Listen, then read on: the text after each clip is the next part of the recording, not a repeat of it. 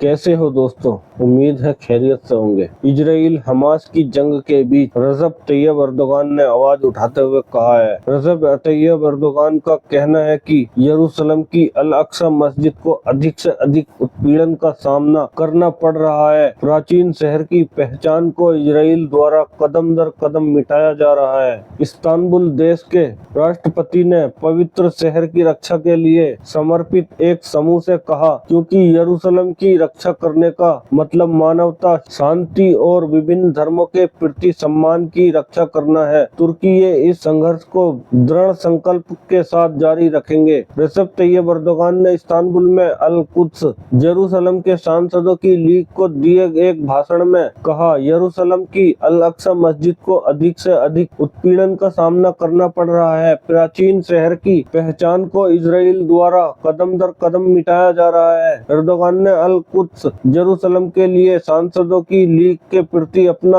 आभार व्यक्त किया, जो मानवता और शांति के लिए इस धन्य संघर्ष का समर्थन करता है। तुर्की के राष्ट्रपति ने कहा, फिलिस्तीन जिनकी जमीनों पर धीरे धीरे कब्जा किया जा रहा है, इतिहास में सबसे क्रूर उत्पीड़न में से एक के अधीन है। रजब तैयब अर्दोगान ने कहा है, यहाँ से मैं एक बार फिर फिलिस्तीनी नायकों को अपनी शुभकामनाएं भेजता हूँ, जो अपने संघर्ष के माध्यम से यरूशलेम और पूरी मानवता के सम्मान को बरकरार रखते हैं। उन्होंने गाजा पट्टी पर इजराइल के महीनों से चले आ रहे हमलों का जिक्र करते हुए कहा कि जो कोई भी आधुनिक फिरौन की तलाश कर रहा है, उसे दूर तक देखने की जरूरत नहीं है, बस उन लोगों को देखे जिन्होंने पिछले 203 दिनों में 35,000 फिलिस्तीनियों को बेरहमी से मार डाला है। एर्दोगान ने कहा, नेतन्याहू ने अपने से पहले खलनायकों की तरह गाजा के कसाई के रूप में इतिहास में अपना नाम शर्म से दर्ज करा लिया है। रेसेप तैयब अर्दोगान ने आगे कहा,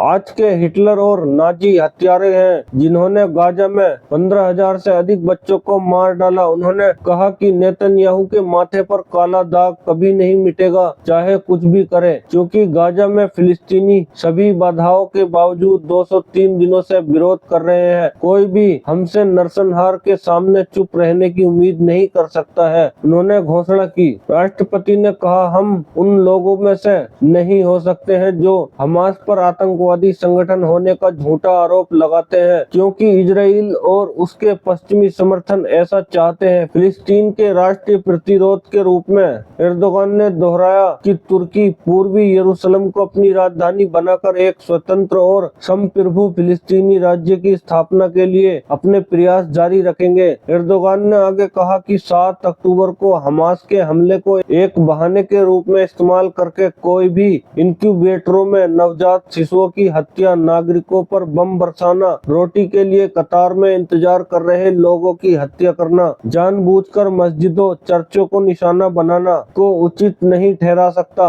स्कूल और अस्पताल गाजा को एक विशाल कब्रिस्तान में बदलना और अंतर्राष्ट्रीय कानून के न्यूनतम मानकों का पालन नहीं करना।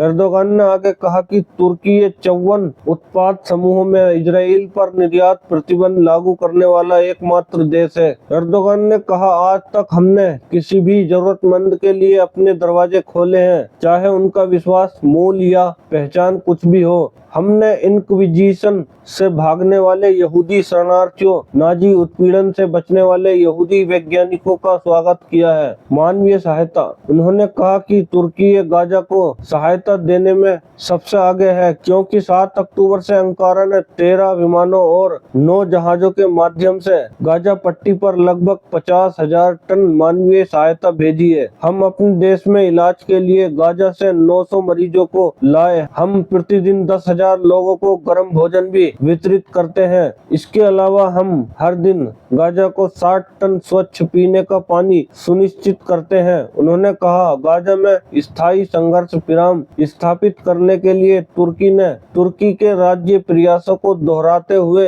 एर्दोगान ने कहा कि अंकारा फिलिस्तीन सरकार और फिलिस्तीनी समूह के बीच मतभेदों को सुलझाने के प्रयास कर रहा है। एर्दोगान ने फिलिस्तीन राज्य को मान्यता देने पर स्पेन के प्रधानमंत्री पेड्रो सांचेज के रुख की भी प्रशंसा की। उन्होंने यह भी कहा कि अमेरिका का इजराइल को बिना शर्त सैन्य और राजनयिक समर्थन किसी समाधान में योगदान नहीं देता बल्कि समस्या को बढ़ाता है। एर्दोगान ने इजराइल के लिए पिछले सप्ताह पारित एक नए सहायता पैकेज का जिक्र करते हुए कहा, हालांकि गाजा में 35,000 लोग बेरहमी से मारे गए थे। अमेरिकी सीनेट द्वारा इजराइल को $25 अरब के सैन्य सहायता पैकेज की मंजूरी इसका स्पष्ट संकेत है। जब इजराइल की बात आती है तो स्वतंत्रता, लोकतंत्र, कानून का शासन, अभिव्यक्ति की स्वतंत्रता, विचार और प्रेस सहित पश्चिम के मूल्यों को भुला दिया गया है और तुरंत हटा दिया गया है। उन्होंने कहा, तुर्की के राष्ट्रपति ने फिलिस्तीनी मुद्दे की वैश्विक आवाज और सांस के रूप में संसदीय यरूशलेम लीग की भी सराहना की है। तुर्की के राष्ट्रपति ने फिलिस्तीनी मुद्दे की वैश्विक आवाज और सांस के रूप में संसदीय यरूशलेम लीग की भी सराहना की है। दोस्तों, हमारी वीडियो को लाइक जरूर करें, चैनल को भी सब्सक्राइब जरूर करें, क्योंकि हम